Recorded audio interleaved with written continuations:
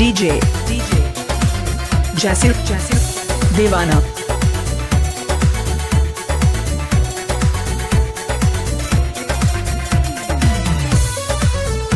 DJ जैसे दीवाना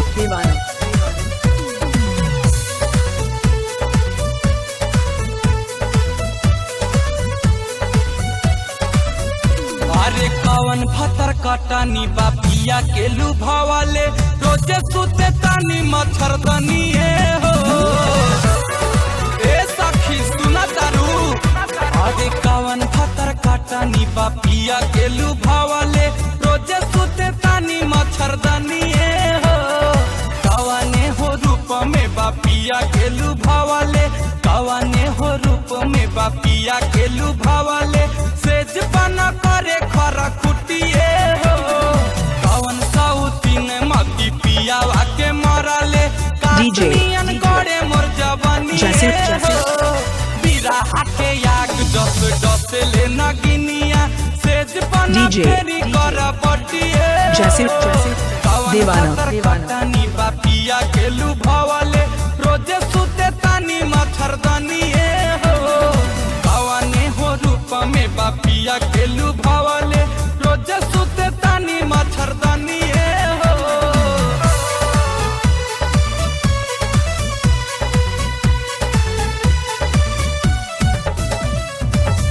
अरे सखी सुना तारू कहियो नइखे आवत हमर बलमुआ तनी धान कूटे पोखरी एकदम छुरा के फाटत।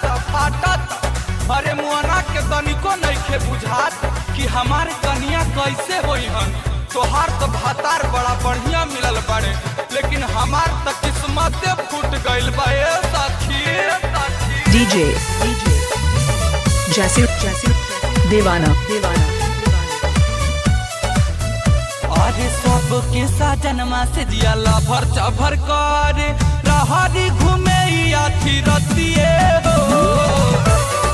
ए सखी सुना तारू अरे सबके साजनमा से जिया लभर चभर करे रहरी घूमे आथी रतिए हो। दारू के चिखानावा में पोटारा मछरिया पासिन बिचुलिया पर रखेले नजरिया फुसुर करे खूबे बतिए हो। कवने हो चुकवा कैले साटेली गुजरिया भइल बा जवानी के खतिए हो। जैसे परोठन का गिरो करा जवानी करे नहीं खरा मोर पलनिए हो। कवन भतर कटनी बापिया के लुभावाले रोजे सुते तानी मच्छरदानी हो। कवन भतर कटनी बापिया के लुभावाले डीजे जैसे दीवाना डीजे जैसे दीवाना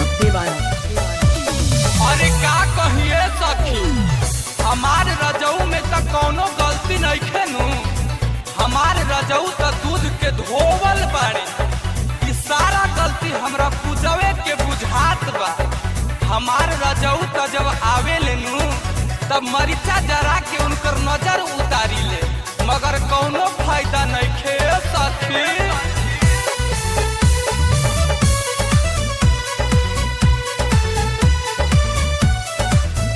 सौतनिए पखाली मारता नहीं हमारा के कोरा जैसे दीवाना सखी सुना तारू सौतनिए पखाली मारता नहीं हमारा के कुछो कराता से जियो पन कबो धराता कबो हमारा के कुछ ना कराता। मोर गुंजनावा के मोर सजनावा के जाने कवन उ जादू चला ले बा पतर कटनी अपना जलिए में उनके फंसा ले बा पतर कटनी। जाने कवन उ जादू चला ले बा पतर कटनी हो अपन जलिए में हो अपन जलिए में हो अपन जलिए में उनके फंसा ले बा भतर कटनी। DJ जैसे देवाना